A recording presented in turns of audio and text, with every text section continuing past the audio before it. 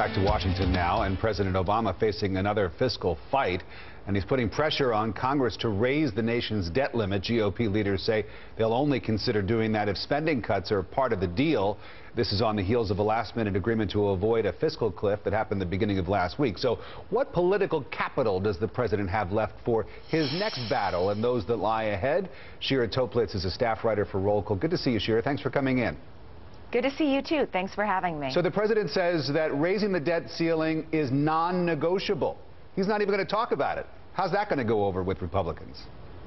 Well, I think this is very much the first opening foray on both sides. The president, as you said, has said it's non-negotiable. He does want to raise the debt ceiling. And on the other hand, you have conservatives in Congress saying we're not afraid to let the government go into shutdown. So really, both sides are starting on the opposite sides of the court, and eventually they'll kind of move towards the center if there's going to be a deal. The president says he is willing, though, to talk about more spending cuts, as we discussed not only the debt ceiling, but also the sequestration, which is still on the table. That was just sort of pushed 2 months down the road. It has to be dealt with at some point. But the president says he's not going to talk about any of that without discussions on more revenue, perhaps even more tax hikes. Is that on top of the ones that were already enacted with this fiscal cliff deal?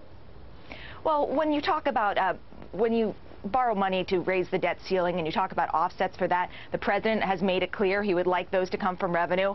I think he's pushed that as far as he can right now. I think the next thing they do need to look at is spending cuts, and Congress is really going to push for that, especially given the president got pretty close to what he wanted in this last fiscal cliff fight. It's going to be really hard to go and ask for another 100,000 or so in average income earners getting taxes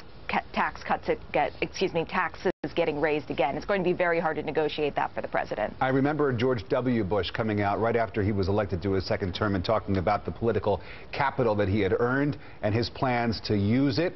I just wonder, if we look at the political capital that this president earned in November, how much of it has he already used up and how much does he have left?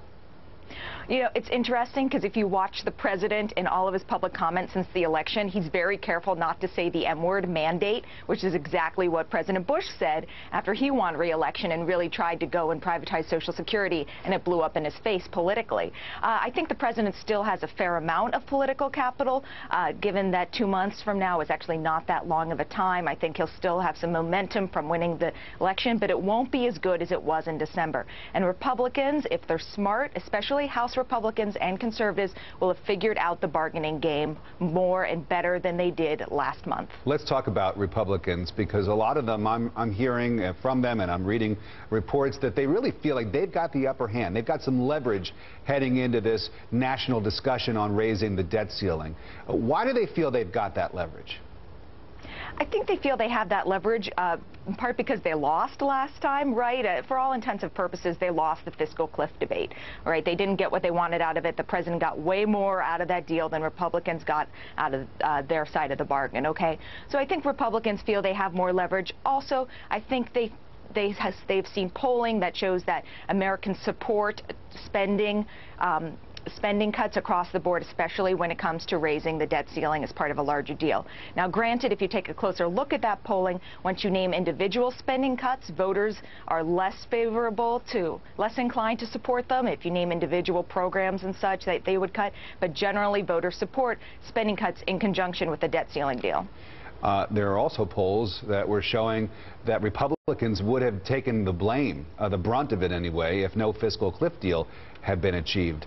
I mean, is there a thinking amongst Republicans that suddenly will shift, and that if we do fail to raise the debt limit, we default on our loans, we're unable to pay our bills, that it's the White House and Democrats that would suddenly get the blame and not Republicans?